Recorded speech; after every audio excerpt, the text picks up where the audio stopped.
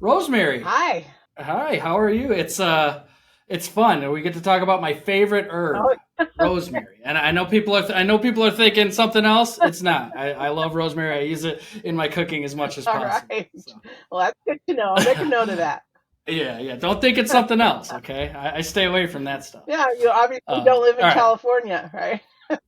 Yeah, right. It's legal here in Illinois Uh, too, but I'm talking about rosemary, which is legal everywhere. In fact, it should be illegal not to use it if you make roasted potatoes. okay.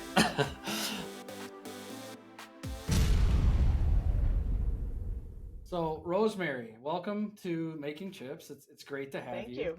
It's funny, we were talking before, and so there's the Reshoring Initiative, there's the Reshoring Institute. Maybe you can explain a little bit the difference for those that kind of they sound similar, but they probably get mixed up Yeah. often, I would imagine. So maybe we could start by you explaining the difference there. Sure. So the Reshoring Institute, that I'm the executive director of the Reshoring Institute, we are a 501c3 nonprofit and nonpartisan organization, and we have a dual mission. One is to help companies think through their global manufacturing strategy, and we also help them with a lot of small projects around reshoring. Small and big projects, I guess, but we do all sorts of things from a consulting perspective to help our clients think through their decisions, such as total cost of ownership and where in the world to manufacture. We do labeling initiatives, we do site selection, supplier regeneration, all sorts of things.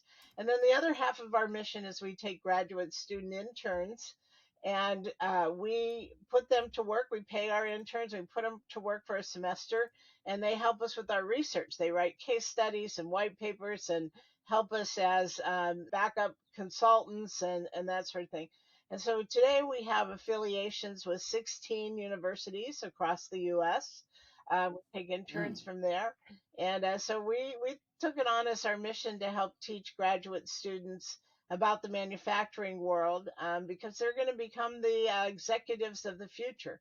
So these are MBA students and masters in engineering, and we give them an education on manufacturing. Okay, all right. That so now I'm starting to understand the differences. Yeah, so we're more of Um, a consulting and academic a research institute. Yeah, but a similar mission, right? We want to bring yeah, work back to the United States and Canada and Mexico as much as we right. can in North America because there's been a few posts on LinkedIn going around about how it's really a matter of national security, being able to make things here. And you talked about these students and them becoming the future leaders. Let's jump into the past for a minute. I want to introduce you, give you a formal Okay, introduction, and then I want you to tell us your origin story. So, you are the founder and executive director of the Reshoring Institute. right.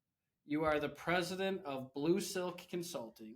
You're a Chinese manufacturing expert witness, a global supply chain management consultant with 35 plus years experience in management consulting. You're often selected as a keynote speaker at business events and conferences, and you serve as an expert witness for legal cases involving global supply chain matters and Chinese imports. That's really interesting.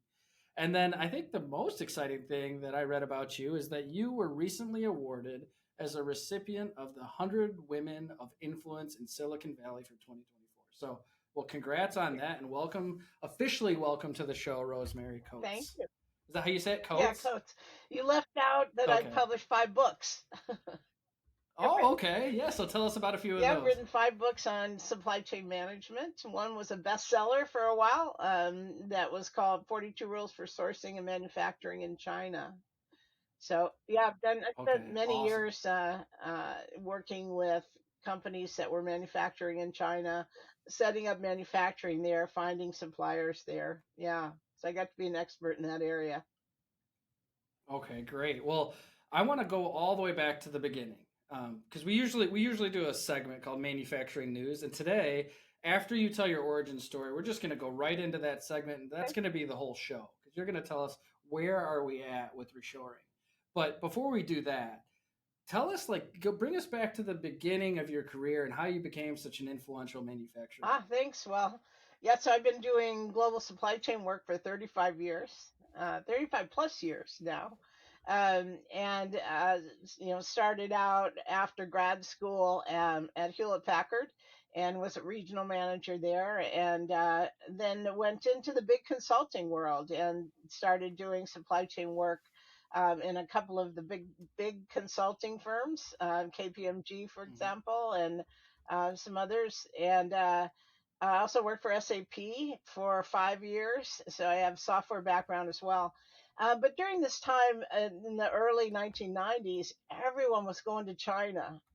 So the late 90s and early 2000s, I guess. And if you didn't know how to operate in China or how to manage your supply chain through China, you were just not with it. You really needed to Mm-hmm. have this kind of expertise and background. So I left and started my own consulting firm. That's Blue Silk Consulting, and that's where I wrote my first book, and started helping companies offshore to China and set up manufacturing there. And spent lots of time in China and throughout Asia and Europe, helping these global companies set up operations or, um, I guess, reconsider their global supply chains. Then along came the 2012 presidential election, and both Mitt Romney and Barack Obama were China bashing like crazy. They were both saying, the economy, it's all China's fault, and they're stealing jobs, and they're manipulating currency, and their human rights issues, and all of that was true. But they really were emphasizing it, talking about it all the time. And here I am helping all these companies offshore to China, and I'm thinking, oh man, I can't tell anybody what I do for a living. This is really awful. Yeah, you're working for the evil empire, right? Exactly. I got my team together and we developed a methodology, written methodology. It's in one of my books, about how to evaluate the decision, how to think through it, and then implement the decision to potentially bring manufacturing back to the U.S. And turns out now we do a lot of that kind of strategy consulting, and it is sort of rethinking your global supply chain. It's not just simply bringing manufacturing back to the US, but it's rethinking where in the world should you be manufacturing.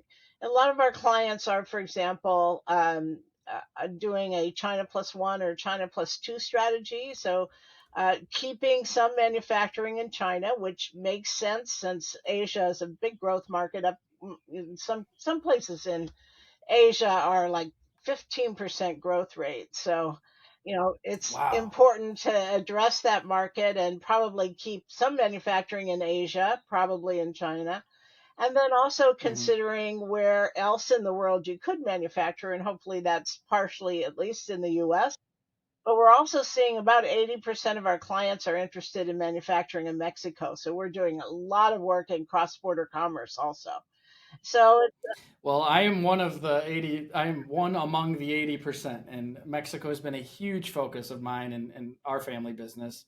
We do quite a bit in the US, of course, but lots of focus this year on Mexico for us. yeah, it's a enormous growth market. Boy, the places like Laredo, we were down in Laredo. I took one of my interns down with me to visit Laredo.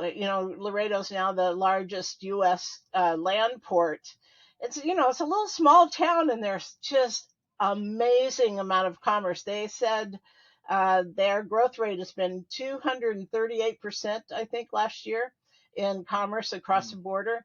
We went and we stood up on the international bridge and watched the trucks going through.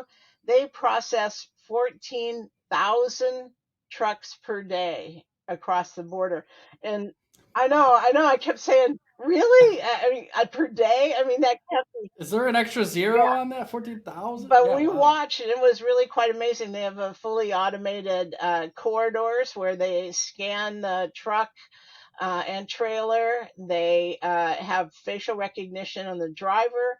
They scan, the documentation has already been uploaded.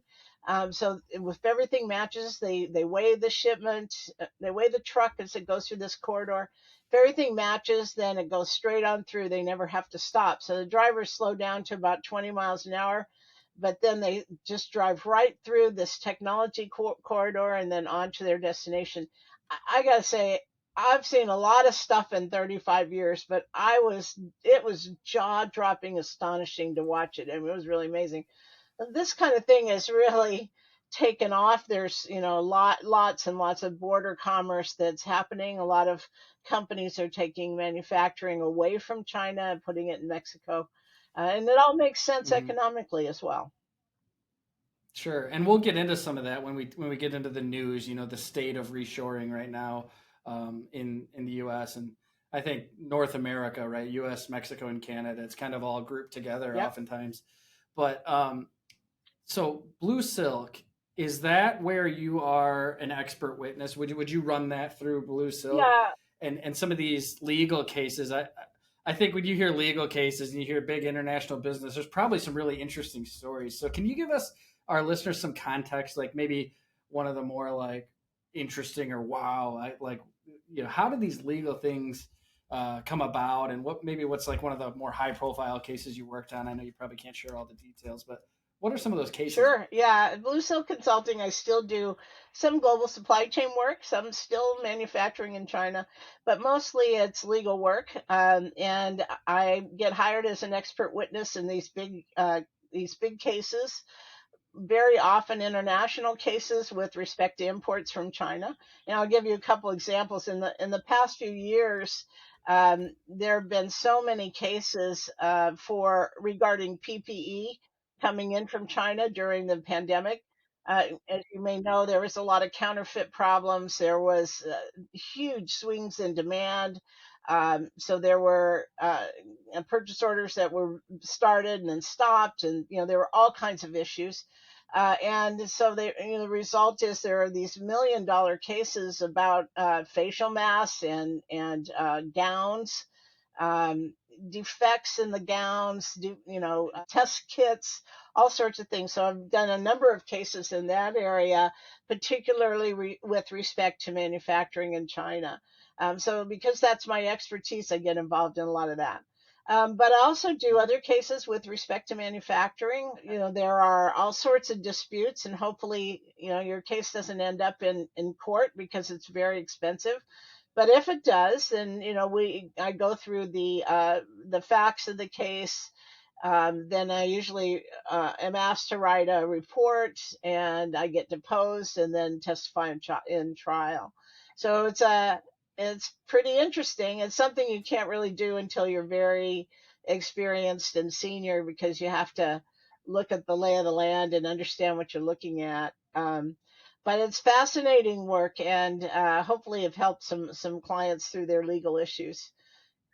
Well, it's complicated enough dealing with legal issues just inside the U.S. And then when you have to do it Right. internationally with a country like China, I imagine these things become super messy. Yes, very messy, very big, lots and lots and lots of documentation to read through, lots of understanding of the issues. Yeah, yeah, it's a lot of work, but it's fascinating work, and as I said, it's something you do at the very end of your career, because you have to have the background and experience to be able to do it. So, okay, we're walking through Blue Silk, and at what point did you start the Reshoring Institute? Is it like had Blue Silk been around for a while? So Blue Silk had been around for, I don't know, 5 or 6 years, and then we started the Reshoring Institute in 2014. So we've been around for 10 years.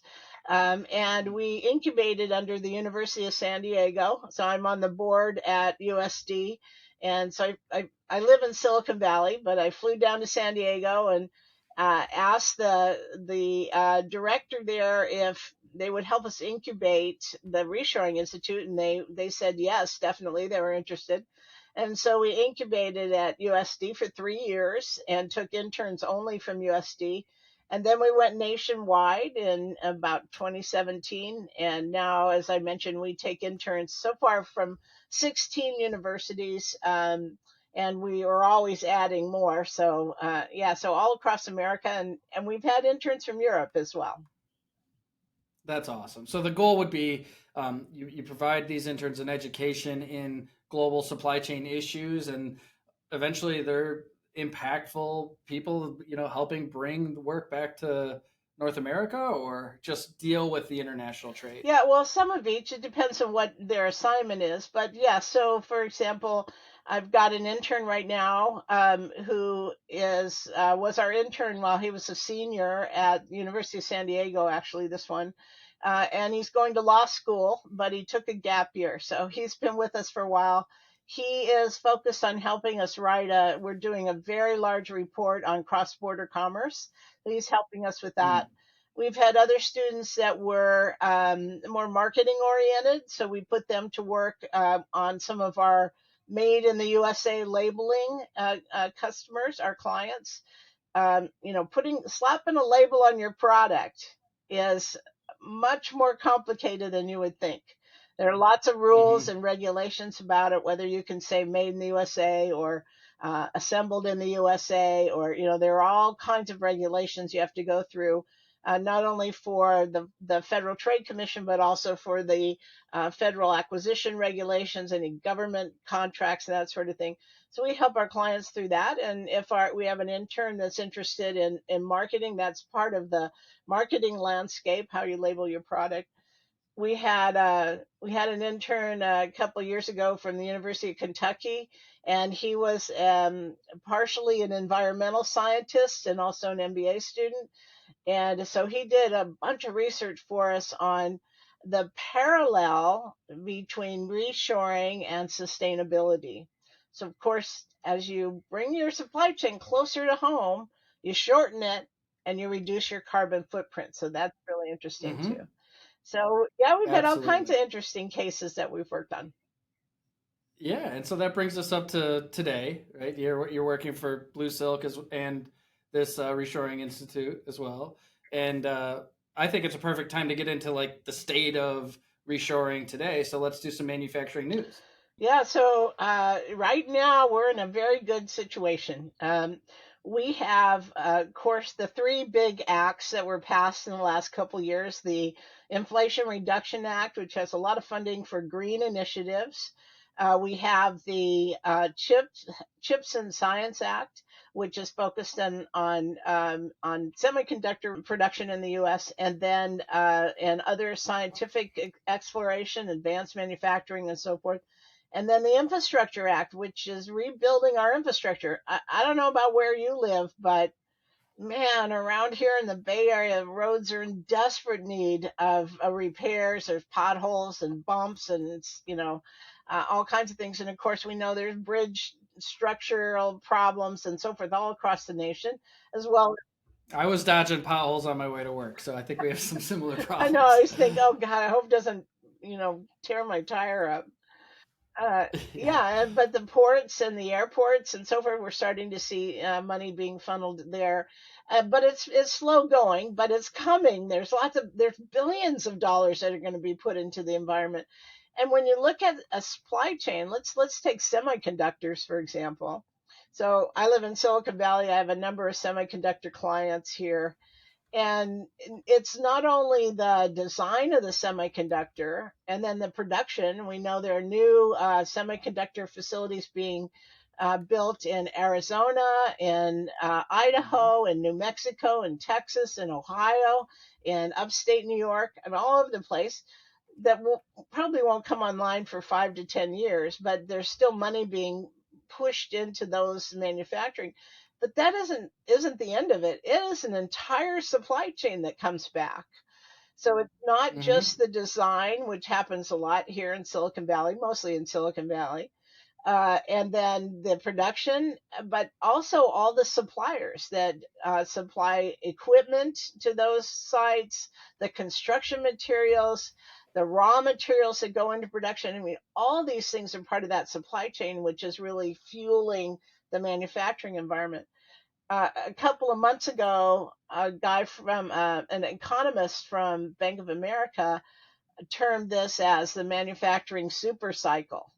Yeah, he coined that Mhm. phrase. Oh, I saw that article. Yeah, Yeah, yeah. yeah, and I've been writing about it as well, and that's coming because of the billions of dollars that are being put into the economy, because companies are now starting to source more products in the U.S. So where they used to automatically go to China because of the the economics of it, including the tariffs and so forth now. They're choosing to evaluate potential for bringing manufacturing back to the U.S. So we're seeing a big increase in domestic sourcing.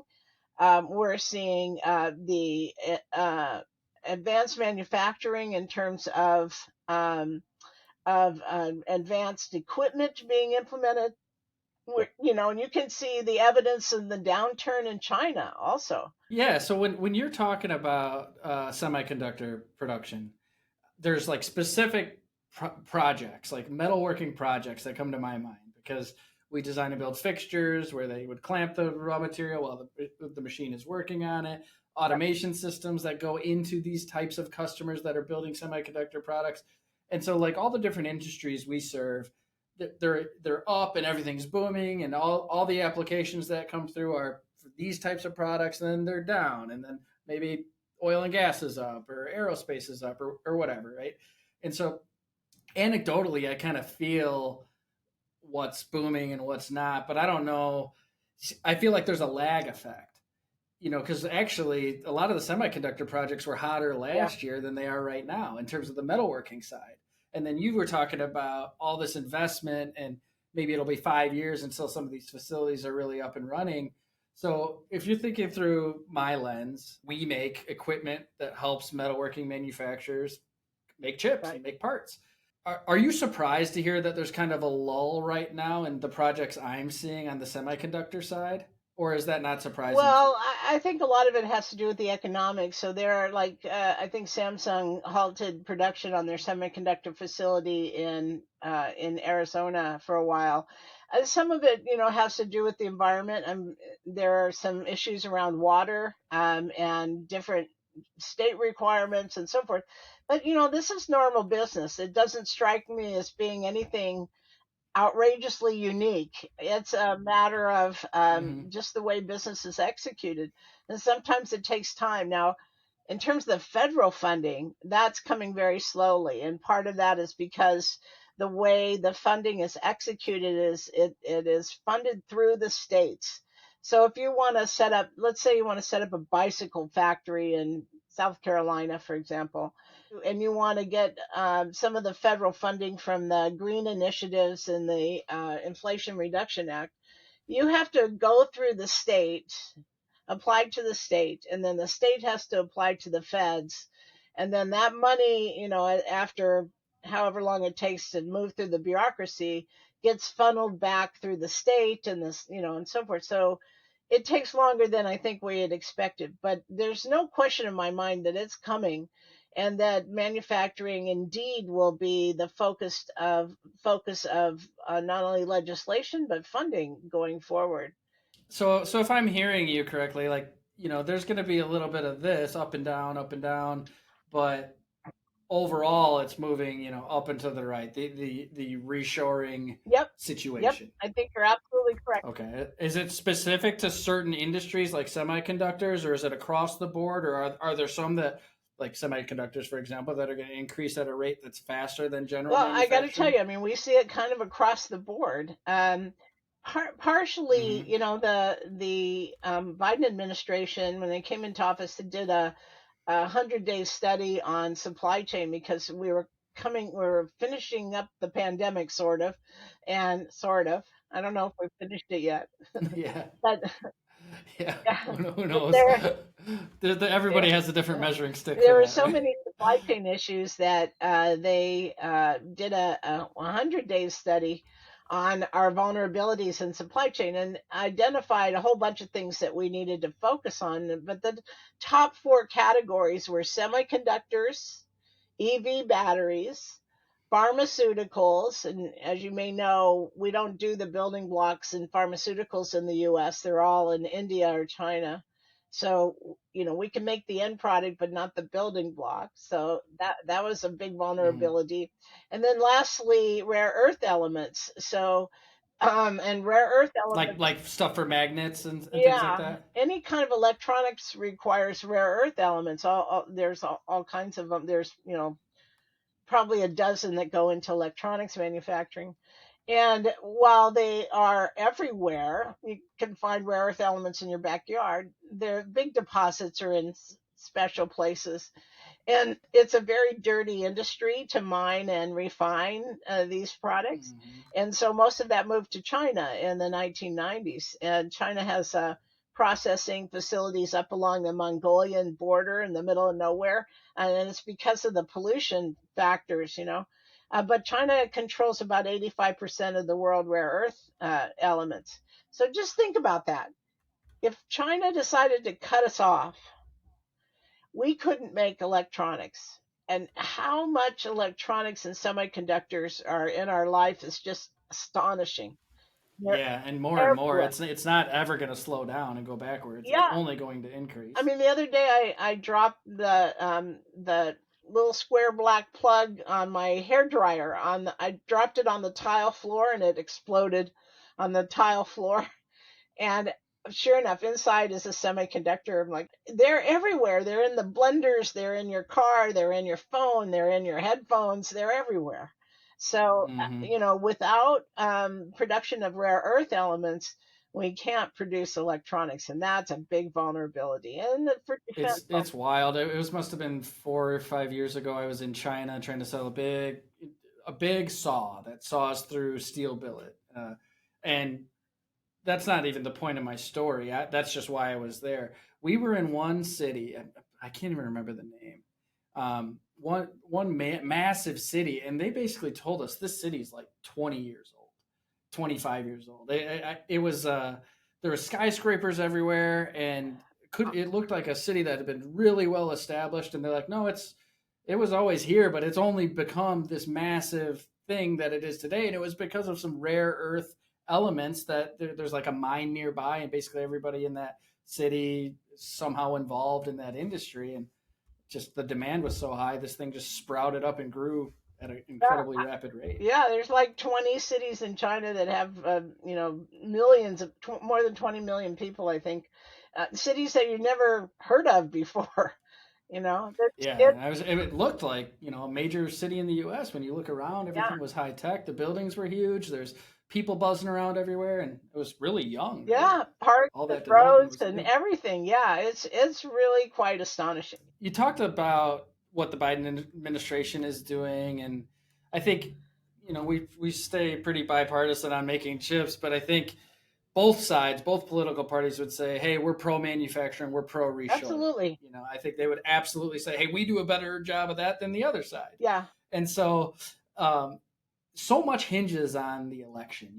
People get Right. really apprehensive in my world. Like they don't buy machine tools, they don't buy equipment when it's an election year because they're like, I don't really know what's going to happen. Right. Now, if you look back to the Trump administration, for example, one of the first things they did was lower the tax rate on manufacturing. So they took it down from 27 or 28% down to 21%. And if you look worldwide, the average tax rate in other countries on manufacturing is 24%. So we are actually in manufacturing, we're below the world average for Mm. taxes, which is, you know, really helpful to manufacturers. There's no question about that. Did it drive manufacturing back to the U.S.? Not so sure about that. But it does make it much more attractive. And, you know, the Trump administration also put the original tariffs on imports from China, which, you know, creates kind of a false equivalent to manufacturing in the US, but it does deter companies from sourcing in China because it makes goods more expensive. So yeah, going forward, I don't know. I think either one of the administrations will have some positive effect in the manufacturing environment. Yeah, I guess that's good news for manufacturers, and exactly how that plays out if one side gets elected versus the other side. Um, that remains to be seen. But you mentioned tariffs. That's a question I have right now. Um, how are tariffs likely to change with this next cycle, this next Oh political boy, cycle? that's a Pandora's box. So Yeah. I'm a licensed customs broker also, so I get involved in a lot of the trade stuff that goes on. And you know, right now we have a 25% 301 tariff on goods coming from China. Plus, we have a 232 tariff on aluminum and steel. which places an additional burden on goods coming from multiple countries, including China. So if you're, for example, going to import aluminum from China, you have an automatic 25% tariff, and then I think a 7% tariff on aluminum on top of the price you're paying. So it makes these imports really expensive. Tariffs, however, are a very interesting issue. I guess I will say they are created to make a hurdle, if you will, so Hmm. that U.S. Manufacturing can compete more effectively. So it makes it look like foreign imported goods are more expensive, and therefore we can compete easier with U.S. manufacturing because our cost structures are higher here. Unfortunately, what happens is companies import products and then they increase the price to their customers or to the consumer, and the consumer ultimately ends up paying for that additional cost, right? Hmm. Meanwhile, all the collections from tariffs goes into the federal coffers and go into the U.S. Treasury, and so the consumers end up paying more. The government makes a bunch of money, and sort of we shield our U.S. manufacturers from becoming more competitive. They don't have to if they. Yeah, it's almost in some ways a false sense of security, is what you're saying. Yes, right. Mm. Yeah, so Yeah, I'm interesting. I'm I'm not so sure about tariffs being a good idea. Now, I think they're going to stay. So the Biden administration kept those 25% tariffs that were initiated under the Trump administration. And they started placing sanctions on a lot of stuff coming from China also that is a lot of defense related items and high tech related products, so that we don't give away our competitive advantage in some of those areas. So there's a lot of use of tariffs and sanctions to address issues on a cost basis around the world. Okay, okay, interesting. So, yeah, I guess that's one of those. There's no easy answer. Do tariffs have value? Do they help achieve the result? Maybe in some ways, but kind of like medicines don't always solve the problem either, right? You have different side effects from the medicine, and Right. maybe it helps with the headache, but now you got problems with your liver or Exactly. They something. don't So, solve the root problem necessarily. They just treat the symptoms, right? Yeah. yeah. To bring it into the metalworking world, where most machine tools are built in, I would say, Germany or Japan, and a lot of machine tools are built in China, of course, but they don't really get imported here as much.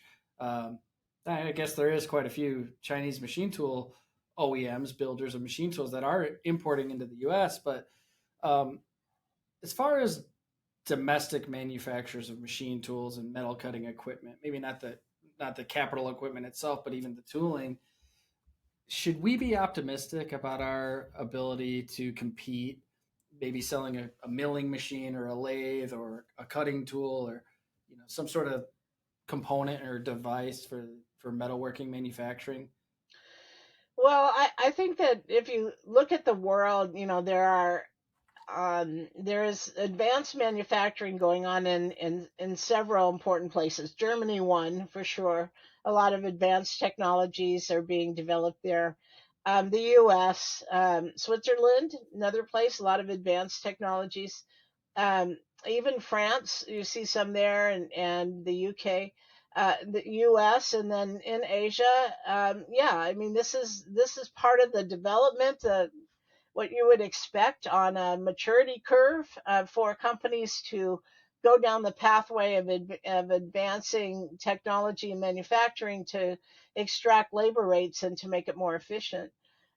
Should we be concerned? I like the idea that we're going to be competitive and Mm-hmm. funding research and development in advanced machine tools and in advancing technology in a manufacturing environment is a great way to go. And that helps us be competitive.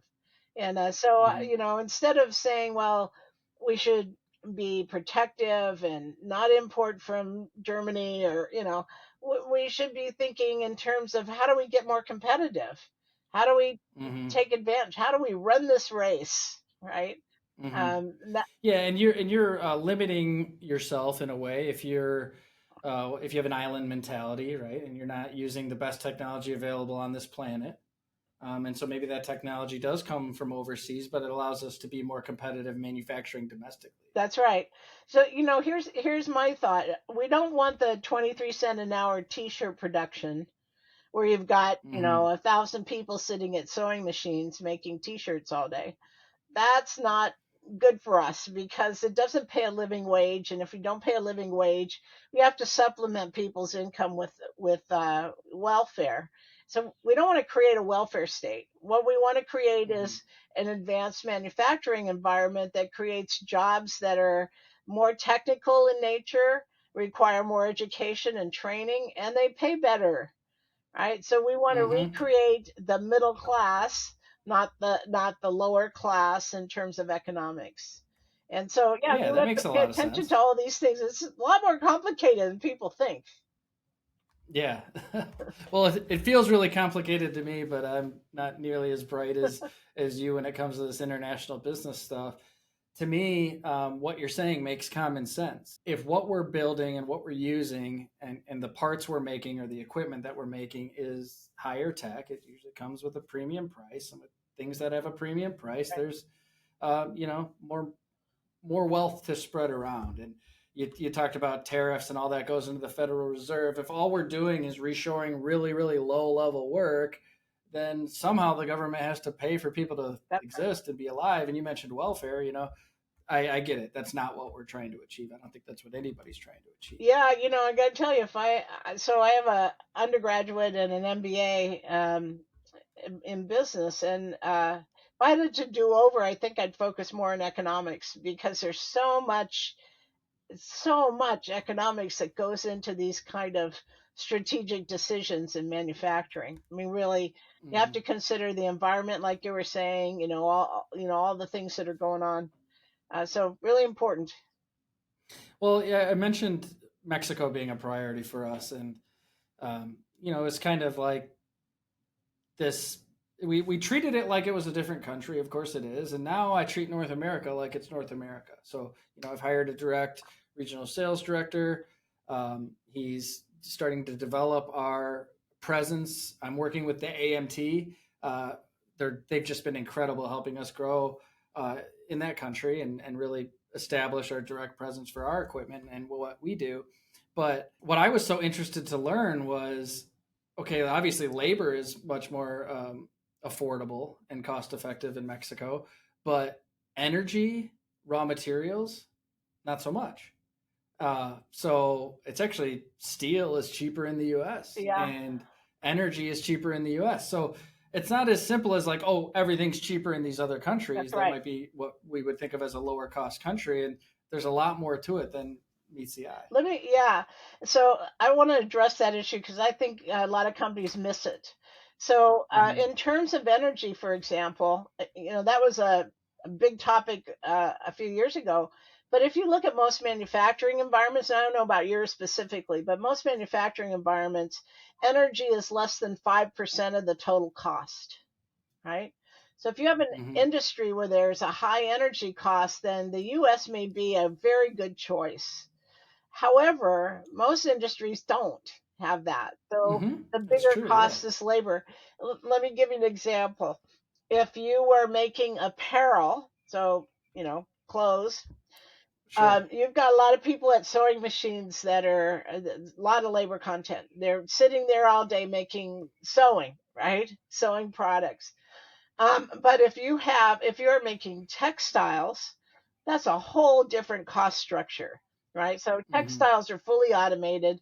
If you go into a textile plant in South Carolina or North Carolina, there's almost nobody in the plant. It's just a few engineers walking around managing the machines, right? So Mm-hmm. you've got to look and know what your cost structure is to determine where in the world you should place your manufacturing.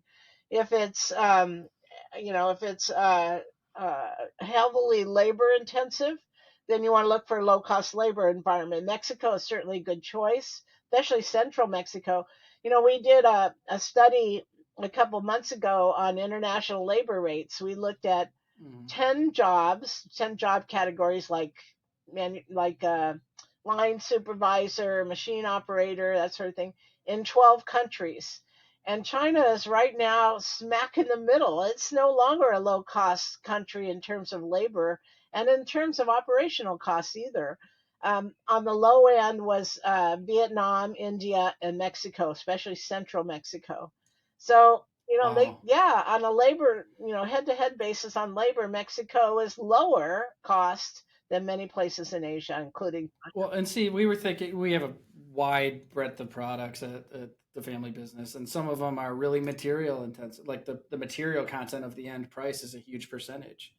In others, it's very labor intensive. So I think those are some of the things that we need to consider. To your point, it's not just, oh, things are cheaper in Mexico. It really depends on the content of the product. Exactly, exactly. And that's what we do first is from a consulting perspective is we sit with our clients and we understand the cost profile first before we start, spewing recommendations. We do our history and Sure. our homework on the products that we're dealing with and the history of the company and what the strategic direction is.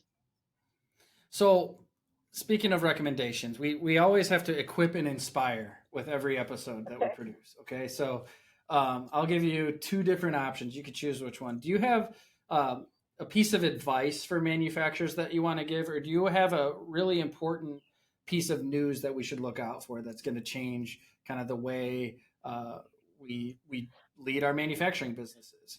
Maybe select one of those and give us one main takeaway for this episode. Okay. Well, I'm going to choose Inspire because I think, on the other hand, we already know there's money coming into the Mm-hmm. manufacturing environment. Over the next 5 or 10 years, we're going to see a lot of influx of billions of dollars to help manufacturing.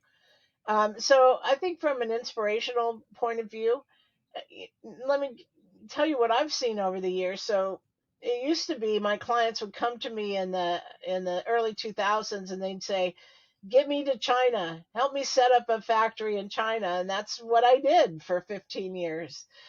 Today's decision is much more complicated. And I Mm-hmm. think, I swear, supply chain people, operations people got a lot smarter over the last 5 or 6 years, partly because of the pandemic and how supply chains were exposed and risk was exposed. But in Mm-hmm. today, We had a few areas where it was like, wow, we really needed some redundancy there, and yeah, absolutely. we got smarter. Yeah, yeah, yeah, absolutely. So the whole idea of de-risking your supply chain, and in today's environment, I would say the inspiration comes from recognizing the complexity of global supply chains and de-risking, and that's where you have to start and consider the entire global landscape instead of just saying, "Get me to China." I mean, Mm-hmm. now it's much more complicated and lots of considerations. Well, what an awesome piece of advice. It's not just get me to China. It's let's consider this entire planet we live on, and those factors have changed. I mean, Right. the pandemic made a bunch of changes, and even before that, there was a bunch of changes. We didn't even talk about the population challenges with China, with not being able to replace the population with their low birth rate and things like that. So it's not a fixed paradigm here. Everything's changing from season to season, and as we move into this next season, this next political cycle, I'm sure there's going to be more changes to consider, Yep. and it's all very interesting. And thank God for people like you, Rosemary, who can help us, demystify all of it because it is quite complex. So, just want to thank you for joining. Um, so much great insight that you provided, and for the rest of the audience, if this is something that you found inspirational or interesting, please refer it to somebody else. And if you could, rate our podcast on whatever platform you're listening on and write us a review. Let us know what you thought. Maybe you've got opinions on this reshoring project, this reshoring state that we're in.